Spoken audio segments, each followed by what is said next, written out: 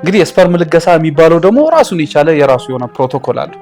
ምንድነው የስፐርም ልገሳ ለነማን ነው የሚያስፈልጋቸው የሚለውን ነገር እናውራ። እንግዲህ አንቺን እንደ ምሳሌ አድርጌ ልጠቀም እንዲሆንብሽ አልፈልግም።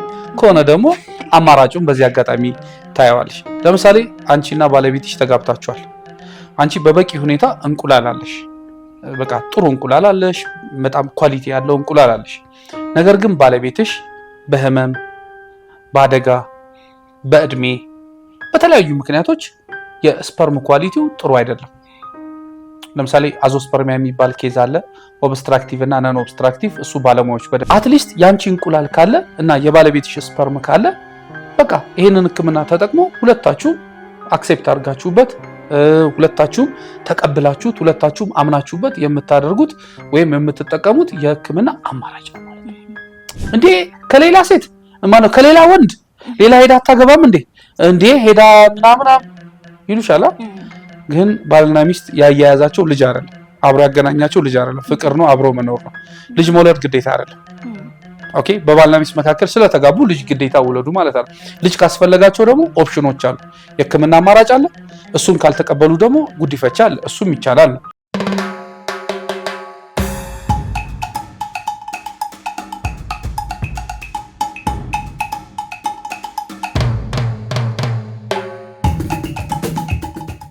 እሺ እስካሁን የነበረን ቆይታ ጥሩ ነበረ። ጥሩ ማብራሪያዎችን አግኝተናል ካንተና እስኪ ወደ ቀጣዩ ደግሞ ወደ ስፐርም ልገሳ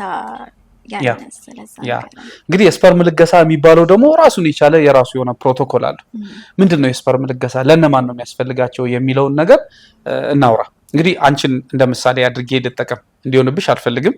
ከሆነ ደግሞ አማራጩን በዚህ አጋጣሚ ታያዋለሽ። ለምሳሌ አንቺና ባለቤትሽ ተጋብታችኋል። አንቺ በበቂ ሁኔታ እንቁላል አለሽ። በቃ ጥሩ እንቁላል አለሽ፣ በጣም ኳሊቲ ያለው እንቁላል አለሽ። ነገር ግን ባለቤትሽ በህመም፣ በአደጋ፣ በእድሜ በተለያዩ ምክንያቶች የስፐርም ኳሊቲው ጥሩ አይደለም። ለምሳሌ አዞስፐርሚያ የሚባል ኬዝ አለ፣ ኦብስትራክቲቭ እና ነን ኦብስትራክቲቭ። እሱ ባለሙያዎች በደንብ ያብራሩልን። ነገር ግን አንዳንዴ ነን ኦብስትራክቲቭ አዞስፐርሚያ ሆኖ ከናካቴው ምንም ዘር የሌላቸው ስፐርም የሚባል ነገር የሌላቸው ሰዎች አሉ።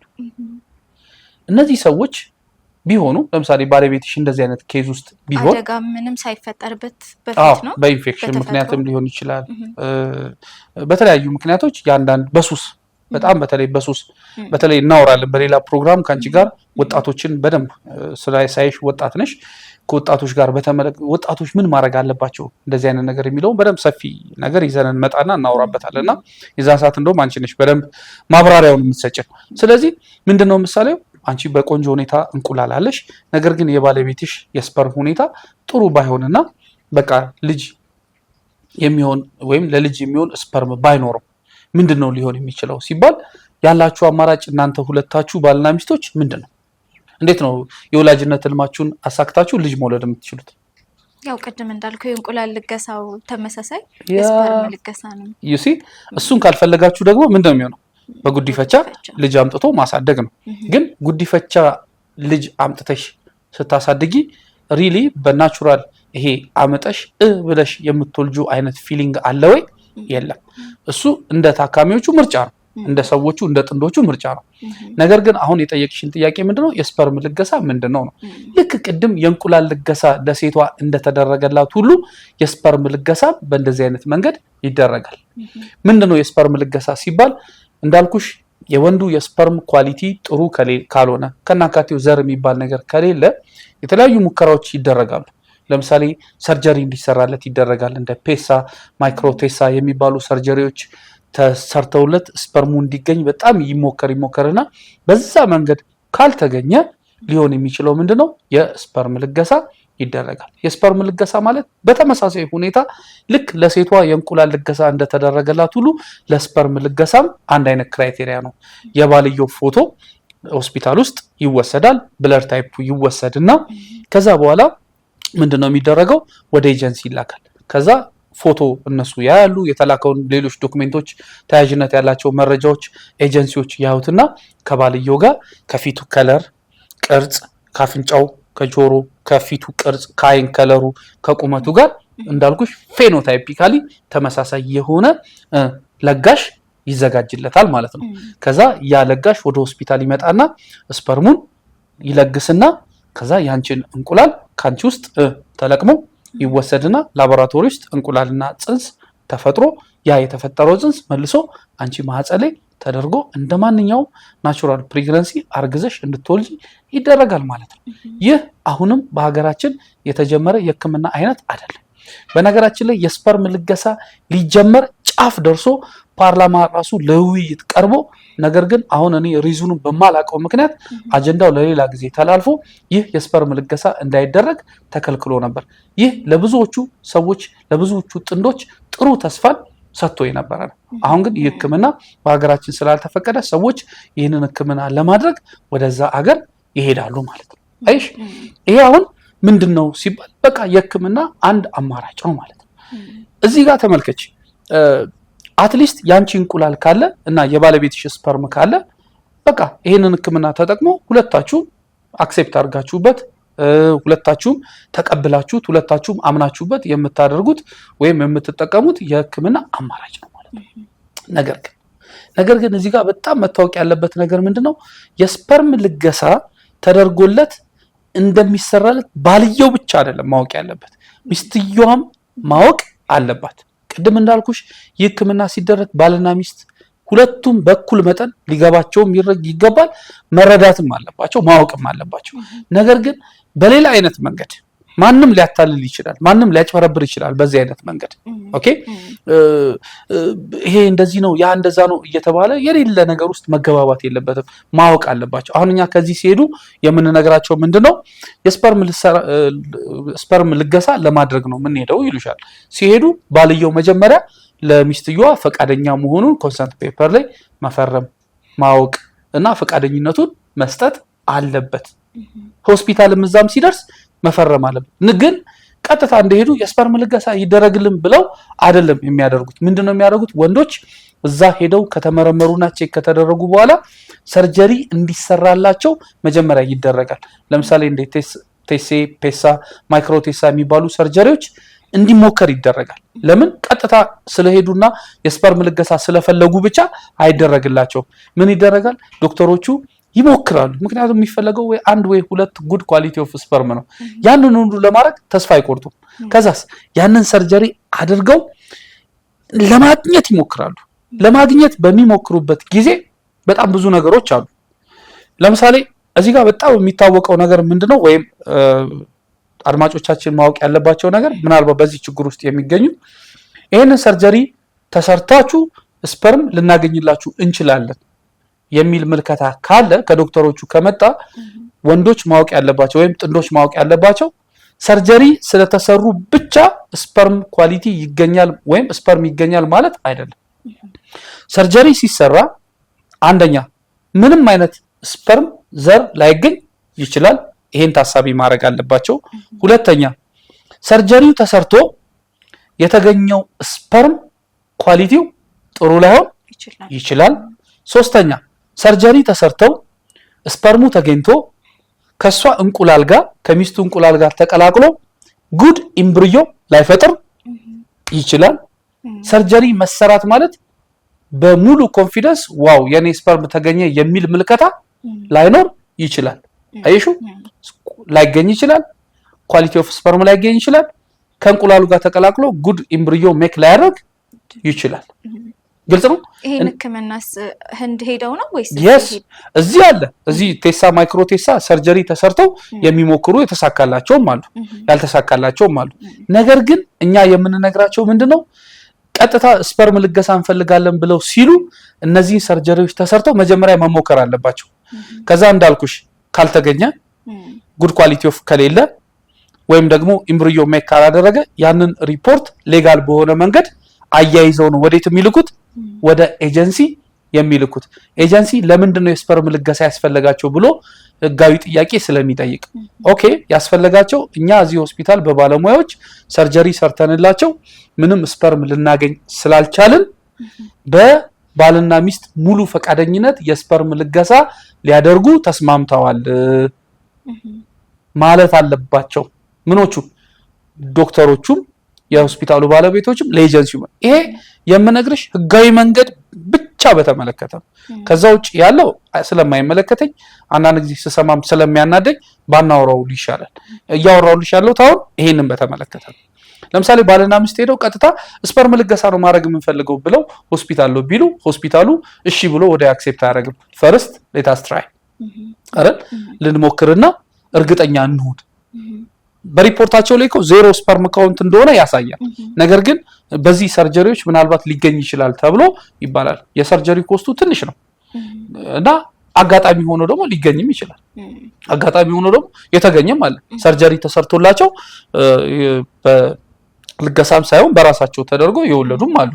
ሰርጀሪ ተሰርቶላቸው ደግሞ ከናካቴው ስፐርም የሚባል ነገርም የሌላቸው አሉ። በጣም ማስታወሰው ደግሞ ሰርጀሪ ተሰርቶላቸው በጣም ብዙ ስፐርም ተገኝቶ ከተገኙት ስፐርም ውስጥ ግን አንድም ኳሊቲ ያለው የለም። ሌላው ደግሞ የሚገርመኝ ስፐርም ኳሊቲ ተገኝቶ ጥሩ ሆኖ ከእንቁላሉ ጋር ሲቀላቀል ኢምብሪዮ ሜክ አላደርግም ያለ ሁሉ የገጠመናል። ይህ የሚያሳየው ምንድነው?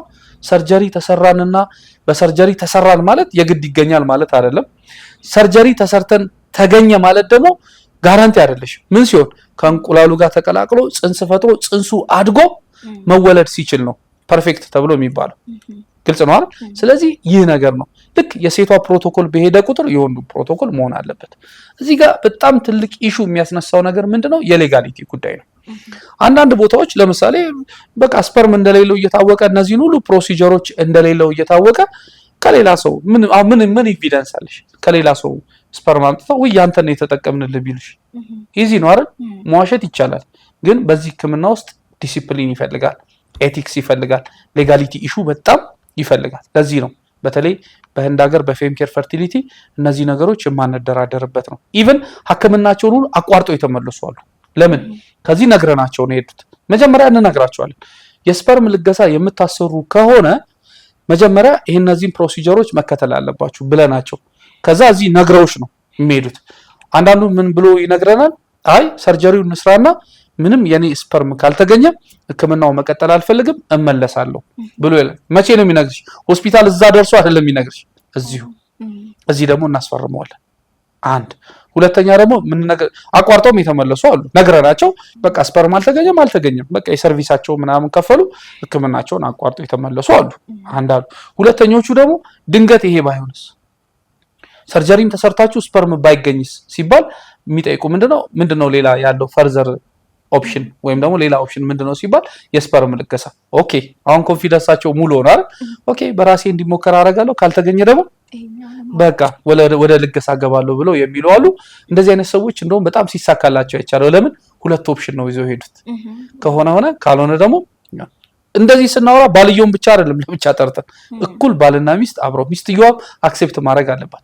አንዳንድ ጊዜ የሚገርመው ነገር ይህ የስፐርም ልገሳ ባልየው እንዲደረግ ፈልጎ ሚስቶቹ ኖ ብለው ሪፊውዝ የሚያደርጉ አሉ። አንዳንድ ወንዶች ደግሞ ይህ የስፐርም ልገሳ ሳደርግ ሚስቴ አክሴፕት ታረገኝ ይሆን ወይስ አታረገኝ ይሆን ሁሉ ብለው የሚጨነቁም አሉ። ሁሉም ታካሚዎች እንግዲህ እንዳሉበት ሁኔታና እንደነሱ እንደ ባልና ሚስት ባህሪያቸውና የህክምና አቀባበላቸው ይወሰናል። ከኛ ከሜዲኪዩር ምን ይጠበቃል?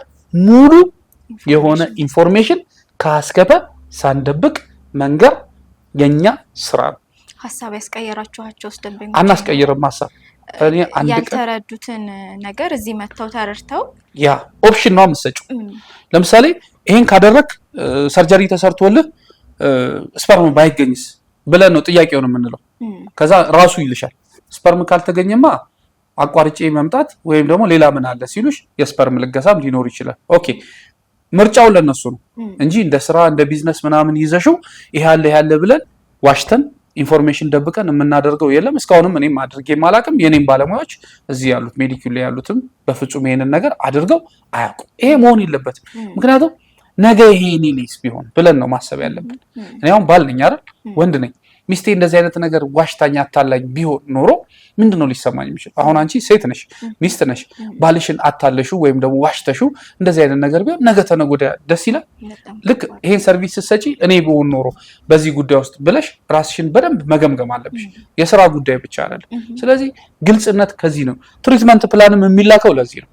አንዳንድ ቦታዎች በቃ ብዙ ነገር አለ ማናወራው። ምናልባት ኢሹዎቹ ካሉ ከዚህ በኋላ ሊመጡ የሚችሉት ልናወራቸው እንችላቸዋለን። ስለዚህ የስፐርም ልገሳ ይሄንን የተመለከተው። አሁን ይሄንን ነገር ወደ ፕሮግራም ስናቀርብ ይሄንን ቪዲዮ የሚያዩ ሰዎች ምን ብለው ሊሉሽ ይችላሉ? እንዴ ከሌላ ሴት ማነው ከሌላ ወንድ ሌላ ሄዳ አታገባም እንዴ ሄዳ ምናምን ይሉሻል። ግን ባልና ሚስት ያያያዛቸው ልጅ አይደለም፣ አብሮ ያገናኛቸው ልጅ አይደለም፣ ፍቅር ነው፣ አብሮ መኖር ነው። ልጅ መውለድ ግዴታ አይደለም።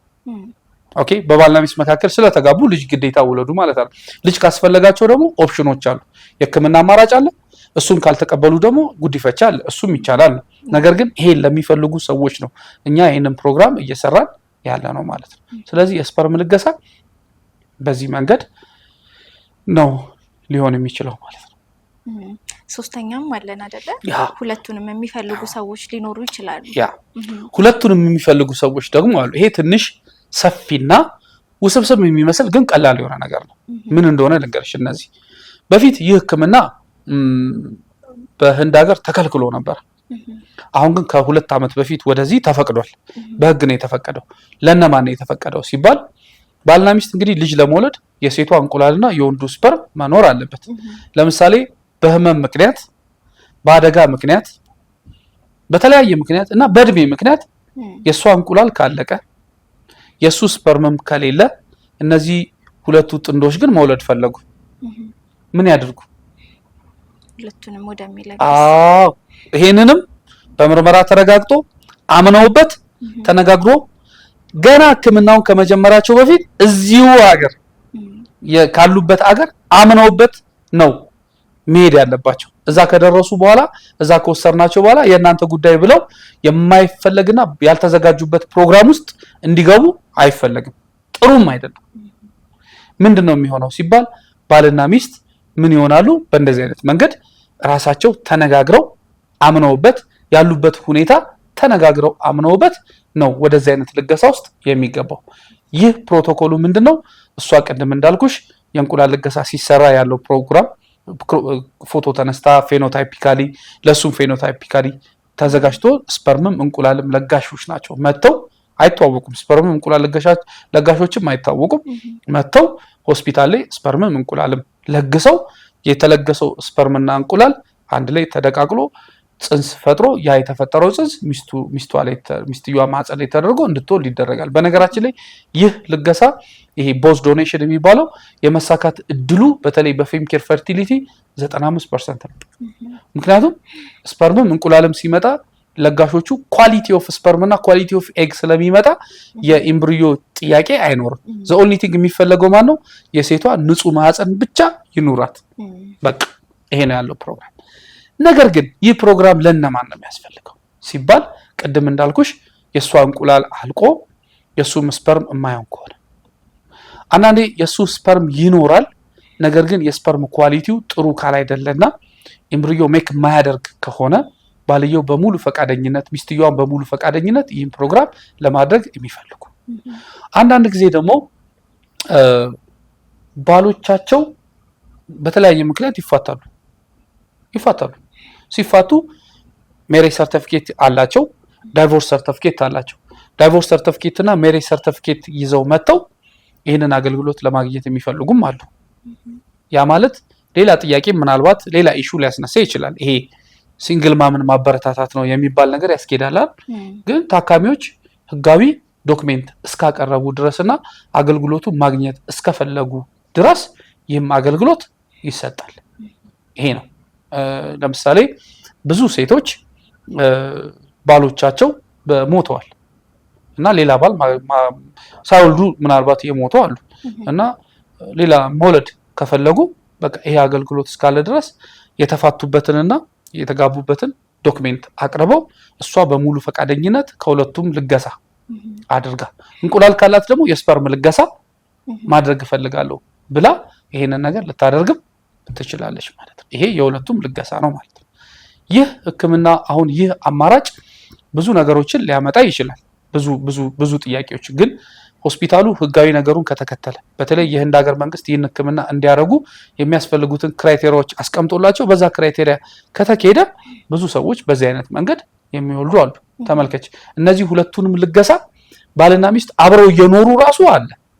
ለምን የእሷም እንቁላል አልቋል፣ የወንዱም ስፐርም ስለቀነሰ። ነገር ግን ባሏ አጠገቧ ከሌለስ ከባድ ነው አይደል? ግን መውለድ ፈልጋለች። ሌላ ኦፕሽን ለምን ሌላ አግብታ አትወልድም ነው አይደል? ሌላ አግብታ ልትወልድ ትችላለች፣ እሱ አማራጭ ነው። ሁለተኛው አማራጭ ደግሞ ማግባት ካልፈለገች ደግሞ እንደዚህ አይነት ነገር ከተፈለገ ደግሞ ይቻላል። ሲመጡ ግን እንዳልኩሽ ሜሬጅ ሰርተፊኬት ከዚህ በፊት ከባሏ ጋር የተጋባችበትና የተፋታችበት ህጋዊ የሆነ ሰርተፊኬት ማቅረብ አለባት። ለኔ ሳይሆን ለሆስፒታሉ። ሆስፒታሉ ያንን አክሴፕት ካረጋት ነው ይህንን ፕሮግራም የምታደርገው ማለት ነው። ይህ ግን መሆን ያለበት የእሷ እድሜ አሁንም ከ50 በታች መሆን አለበት። እነዚህ ፕሮግራሞች በሀገራችን አልተፈቀዱም። ግን ደግሞ በሀገራችን የተፈቀዱ ደግሞ ገራሚ የሆኑ ነገሮችን ደግሞ ልንገርሽ። አንድ ለምሳሌ አንቺ አግብተሻል፣ ወጣቶች ናችሁ። ባለቤትሽ ግን በአጋጣሚ ለስራ ጉዳይ ወይም ለኑሮ አሜሪካ ሀገር ነው የሚኖር እና የሚመጣው በአመት አንዴ ነው እና መምጣት የሚችልበት ሲቹዌሽን የለም። በዚህ በአንድ አመት እየመጣ ትንሽ ጊዜ በምታሳልፉት ጊዜ ውስጥ እርግዝና ሊፈጠር ይችላል። የማይፈጠርበትም አጋጣሚ እንደውም የሰፋ ነው። ታዲያ ምን ይደረግ? አያሳስብሽ? ባልና ሚስት እኮ ልጅ ለመውለድ የግድ ረጅም ጊዜ አብረው ማሳለፍ አለባቸው። እንደውም የመካንነት ትርጉሙ እኮ በሳምንት 4 ጊዜ ግብረ ስጋ ግንኙነት እያደረጉ ልጅ እምቢ ካለ መካንነት ተከስቷል ነው የሚባለው አይደል? በሳምንት 4 ጊዜ ግብረ ስጋ ግንኙነት እያደረጉ። ነገር ግን ባልየው በጣም እዛ ሩቅ አገር ነው ያለው ከአንቺ ተነጥሎ፣ አንቺም እዚህ ብቻሽን ነሽ። አያሳስብሽ? ያው ያሳስባል። ታዲያ ልጅ እንዴት ነው የምትወልዱት? ባር ጥያቄ አይደለም ግን የብዙዎቹ ጥያቄ ነው። ባለቤትሽ እዛ ነው ያለው፣ ውጭ ሀገር ነው ያለው፣ አንቺ እዚህ ኢትዮጵያ ነሽ ያለሽው። የሚመጣው በቃ የስራ ጉዳዩ አይመቸውም። ከአንቺ ጋር ረጅም ጊዜ አሳልፎ የሚፈለገውን ግብረ ስጋ ግንኙነት እያደረጋችሁ ልጅ ለመውለድ ሲቹዌሽኑ እየፈቀደ አይደለም፣ ግን መውለድ ፈለጋችሁ። ምንድነው ያለው አማራጭ ሲባል ስፐርም ፍሪዚንግ የሚባላል። ምንድነው አትይ? ባለሽን ትጠሪውና እኛ ሀገርም ተጀምሯል። ባለሽን ትጠሪውና መጥቶ እዚህ ስፐርሙን ሕክምና ቦታ ላቦራቶሪ ውስጥ አስቀምጦ ይሄዳል። እሺ በቃ ይሄድ ስፐርሙን አስቀምጦ ይሏል። አንቺ ልክ ማርገዝ በምትፈልጊበት ጊዜ ኦሬዲ የሱን ስፐርም አስቀምጦ ስለሄደ የሱ ሚስት መሆኑን በሌጋሊቲ ንገሮችሽን በደንብ ካስቀመጥሽ በኋላ አዩዋይ ወይም አይቪኤፍ በሚባለው ሕክምና የባለሽን ስፐርም በፈለግሽው ሰዓት አንቺ ፕሮግራም ባረግሽው ጊዜ ሄደሽ እነዚህን የሕክምና አማራጮችን ተጠቅመሽ እንድትወልጂ ይደረጋል። አሪፍ ቴክኒካል። በዚህ አይነት ምክንያት ይህ ስፐርም ፍሪዚንግ ቴክኒክ ወይም ደግሞ አማራጭ ባይኖር ኖሮ ወይ አንቺ ባልሽ ጋር እስክትሄጂ ወይ እሱ እስከሚመጣ ድረስ መተላለፍ ይኖርና ብዙ ሰዎች ልጅ ሳይወልዱ ያቀራሉ። ተመልከች፣ የሴት እድሜ ደግሞ ቆሞ አይጠብቅ። በጣም እድሜሽ በሄደ ቁጥር ሪስኩን በዛው ልክ እየጨመረ ነው የሚመጣው። ስለዚህ ይህንን ሪስክ ለመጨመር የስፐርም ፍሪዚንግ መኖሩ በጣም አሪፍ አይደል? ጥሩ ነው። እዚህ ሀገር ተጀምሯል። በደንብ ስፐርም ፍሪዝ ማድረግ ይችላል። ብዙዎቹ ውጭ ሀገር ባሎቻቸው ካሉ ይመጣሉ፣ ስፐርማቸውን ሰጥተው አስቀምጠው ይሄዳሉ። ከዛ እዚህ በአይዩአይ በአይቪኤፍ ሕክምና በመጠቀም በትክክል ይህን ሕክምና አድርገው ያረገዙ አሉ። የእንቁላል ልገሳ አይ ዶንት ቲንክ ሶ እዚህ ሀገር የተጀመረ አይመስለኝም። ቢሆን ኖሮ ደግሞ እንዴት እንደሆነ ልንገርሽ። አሁን አንቺ ወጣት ነሽ፣ እየተማርሽ ነው፣ ረጅም አላማ አለሽ፣ የሆነ ቦታ መድረስ አለብሽ፣ የሆነ ነገር አቺቭ ማድረግ ትፈልጊያለሽ። ኦኬ። ነገር ግን መውለድ አልፈልግሽም ወይም ዝግጁ አይደለሽ። ይሄንን ነገር አቺቭ ማድረግ የምትፈልጊውን ቅድሚያ ሰተሽው የመውለጃ ጊዜሽ እንዳያልፍ ሌላ አማራጭ አለ። ምን አይነት አማራጭ? እንቁላሎችሽን በእድሜሽ ጥሩ እድሜሽ ላይ እያለሽ እንቁላሎችሽን ለቀም ተደርገው ላቦራቶሪ ውስጥ ይቀመጣሉ። ከዛ አንቺ ስራሽን ስሪ። ነገሮችሽ የምትፈልጊው ነገር አቺቭ ካረግሽ በኋላ መውለድ ብትፈልጊ ምንም ነገር ሳይረብሽሽ ያስቀመጥሽውን እንቁላል የራስሽ ነው። እንቁላል ይወሰዳል፣ ከባለቤትሽ ስፐርም ጋር ተቀላቅሎ ጽንስ ተፈጥሮ አንቺ ማህፀን ላይ ተደርጎ እንድትወልጂ ተደረገ ማለት ነው። አሪፍ አማራጭ አይደል? ጥሩ አማራጭ ነው። አዎ፣ ይህ እንቁላል ማስቀመጡ ደግሞ እኛ ሀገር በደንብ ቢበረታታና ቢፈቀድ ደስ ይለኛል። ይሄ ኤግ ፍሪዚንግ እሱ ለምንድን ነው? ለምሳሌ በመሀል እየሄድሽ የሆነ አላማሽን ለማሳካት ስትሄጂ የሆኑ ህመሞች ቢገጥምሽስ? እንደ ካንሰር እንደዚህ ሪስክ የሆኑ ህመሞች ቢገጥሙሽ እዚህ ህክምና ላይ ያለሽ ልጅ መውለድ አትችይም ማለት። ስለዚህ ይሄንንም ሚኒማይዝ ለማድረግ በጣም በተለይ ውጭ ሀገር ላይ ይሄንን በጣም እየተጠቀሙበት ያለ ቴክኒክ ነው። አየሹ፣ ልገሳው ይቅርና እንደው ልገሳው በጣም ትንሽ እንትን ነው አይደል? እንቁላል ማስቀመጥ ቢቻል፣ ስፐርም ማስቀመጥ ቢቻል እንደዚህ አይነት ነገሮችን ይቀንስልናል፣ ሪስክ ይቀንሳል። እንግዲህ ይሄ ሁሉ የመካንነት ነገሮች የሚያመጣቸው ናቸውና እነዚህ ናቸው ማለት ነው። በጣም እናመሰግናለን ለማብራሪያው። ምትጠይቂኛለህ? ሌላ ምጠይቅህ የለኝም። እነዚህን ጥያቄዎች ብቻ ነው ያልሽው። እንግዲህ በቀጣይነት ደግሞ በዚህ ጉዳይ ላይ ማህበረሰቡ ምን አይነት ጥያቄዎች አሉት ብለሽ በደንብ ከሌሎች ሰዎች ጋር እየተወያየሽ ሌሎች ጥያቄዎችን ይዘሽ ብትመጪ በእኔ ፕሮቶኮሎችንና የሕክምናውን ሂደት በተመለከተ የሕክምናውን ጉዳይ በተመለከተ ደግሞ ከዶክተሮቹ ጋር እነሱን እንግዶች እያደረግን በደንብ ለማህበረሰቡ መረጃዎችን እንሰጣለን የሚል ግምት አለኝ። አይ ቲንክ ጥሩ ማብራሪያዎችን ሰጥተናል። ሞር ደግሞ ይሄንን ነገር ከፈለጉ ደግሞ ወደ ቢሮአችን እየመጡ ወደ አገልግሎቱን ወደሚሰጥበት ቦታ እየመጡ በደንብ ይሄንን ነገር መስማት ይችላሉ። ውጭ ሀገርም ያለ ሰው ችግር የለው፣ የተዘጋጀ በቪዲዮ መልክ አለ፣ በዶክሜንት መልክ አለ፣ ልከንላቸው ይሄን ሁሉ ነገር ነው። ግን በደንብ አሁን ከዚህ ፖድካስት መጨረሻ ላይ ማውራት ያለብን ነገር ምንድነው? ይህ ሕክምና ከማድረጋቸው በፊት ታካሚዎች ወይም ጥንዶች በጣም ብዙ ነገር ፍሮም ዘ ስክራች ከመጨረሻው ከመጀመሪያው ጀምሮ እስከ መጨረሻው ስለ ሕክምናው ሙሉ መረጃ ሊኖራቸው ይገባል። ከምርመራው ጀምሮ ምን አይነት ምርመራ ነው የምመረመረው? ለምንስ ያስፈልገኛል? ምን አይነት ገንዘብ ነው የሚያስፈልገኝ? ሰክሰስ ሬቱ ምን ያህል ነው? ሕክምናዬ በሀገር ውስጥ ነው ወይስ በውጭ ሀገር ነው? የት ቦታ ብሄድ ሰክሰስ ሬቱ ከፍተኛ ይሆንልኛል? እያሉ መጠየቅ አለባቸው እንጂ ችግር ውስጥ ስላሉ ብቻና ጉጉቱ ስላለ ብቻ ዘው ተብሎ የሚገባበት የሕክምና አይነት አይደለም። ስለዚህ ይሄ ነው። እኛም ቢሮአችን ክፍት ነው፣ በጣም ክፍት ነው። ሁሉንም አይነት ጥያቄ ለመመለስ ቢሮአችን ክፍት ነው። ኮሜንት ላይም ያላቸውን ጥያቄ ማስቀመጥ ይችላሉ። እዚህ ላይ እኛ አቅርበን እንጠይቃለን። ጥሩ ማብራሪያ ይሰጠናል። ለዛሬው እናመሰግናለን። ከመሰናበታችን በፊት ግን አሁንም በዚህ ፖድካስት ደጋግሜ የምናገረው እኔ የሕክምና ባለሙያ አይደለሁም። እኔ የምናገረው ወይም እኔ የምሰጠው ማብራሪያ ከሰማሁት፣ ካየሁት፣ ካነበብኩት ነው።